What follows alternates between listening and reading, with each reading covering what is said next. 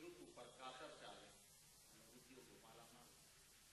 હું ઉદ્યોગનો વિરોધી નથી, જરૂર ઉદ્યોગ આવે, પણ ઉદ્યોગપતિ છે એ કોઈ ધર્માદો કરનારી પેઢી નથી.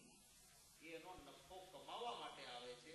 આવે તો વેલકમ, પણ ખેડૂત કે ગરીબ કે ગુજરાતીના ભોગે ઉદ્યોગ ના ખપે. અમારા હકનું છીનવીને તમે એને આપો તો ઉદ્યોગ નહીં જોઈએ. ઉદ્યોગ આવે તો ભલે આવે, કરે, અમે એની સહાય પણ આપીએ.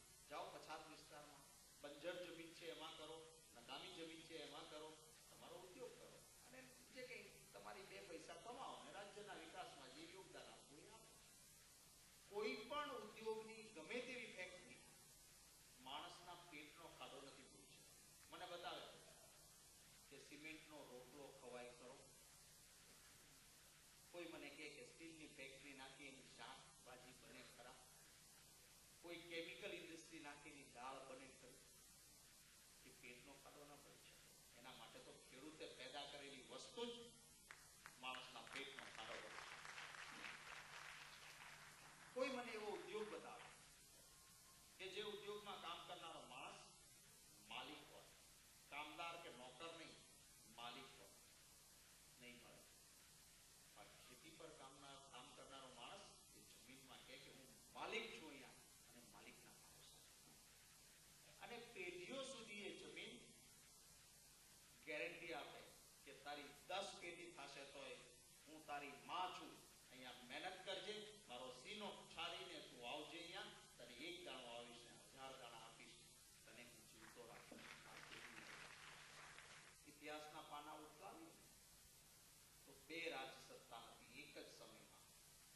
એક હતી રાવણની સત્તા અને એક હતી અયોધ્યામાં રામની સત્તા.